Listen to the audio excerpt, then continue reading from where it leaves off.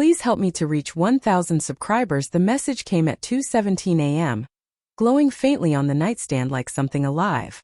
I'm sorry. I didn't mean for you to find out this way. I stared at the screen half asleep, my mind refusing to connect the words to anything real. Beside me the bed was cold. Her side had been empty for hours, but I'd told myself she was just downstairs watching TV again, unable to sleep the way she sometimes couldn't. My chest tightened slowly like a fist closing from the inside. I called her name once softly. No answer. The house felt wrong, too quiet, the kind of silence that presses against your ears. When I walked downstairs, the living room lights were off, the couch untouched, the TV dark. Only her coat was missing from the hook by the door. And suddenly I knew. Not the details. Not the truth. Just the shape of it. For weeks, something had been slipping out of place. It started small. Missed calls she didn't return. Messages she angled away from me when they lit up her phone. She laughed less at my jokes. Touched me less without thinking. The easy rhythm we built over 8 years had begun to stutter, like a song losing signal. I asked if she was okay. She said she was just tired. I asked if work was stressing her out.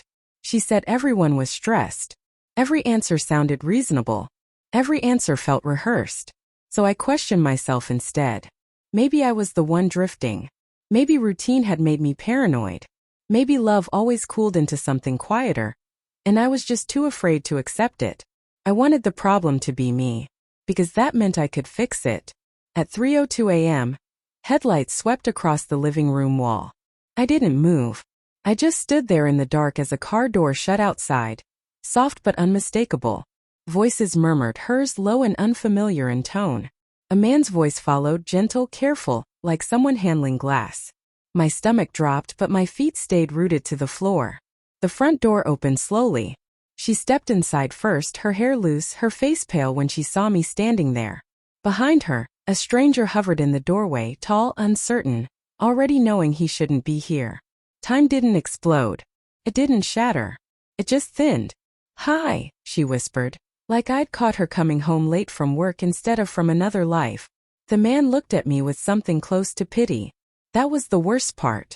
Not anger. Not guilt. Pity. "I'll go," he said quietly. She didn't stop him. The door closed, and the sound echoed through the house like a verdict. We didn't scream.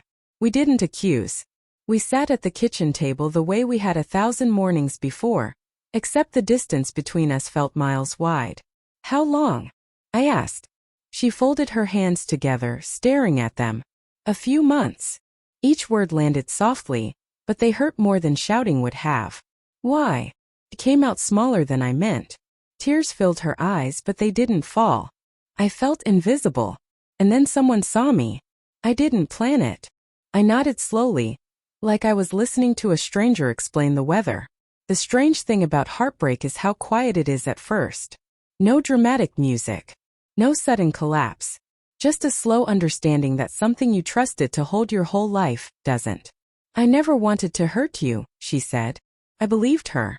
That didn't help. Morning came without either of us sleeping.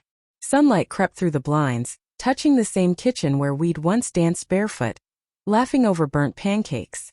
I could almost see those ghosts. Two people who thought love once promised stayed safe forever. "Do you love him?" I asked. She hesitated.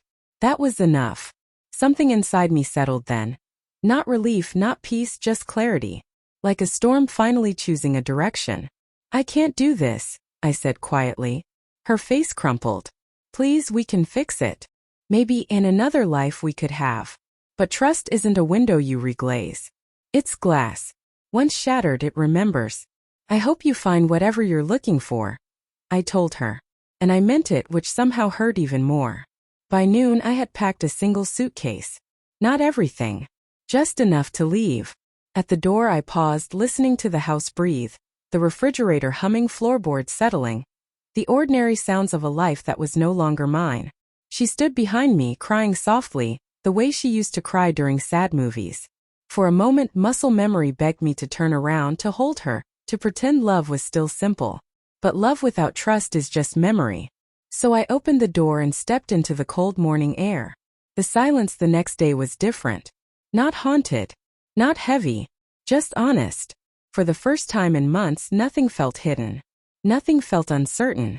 The pain was sharp, but it was clean, like a wound finally exposed to air. I didn't know what came next. I only knew I had walked away with the one thing betrayal couldn't take: myself. And sometimes, losing everything is the only way to hear your own heartbeat again.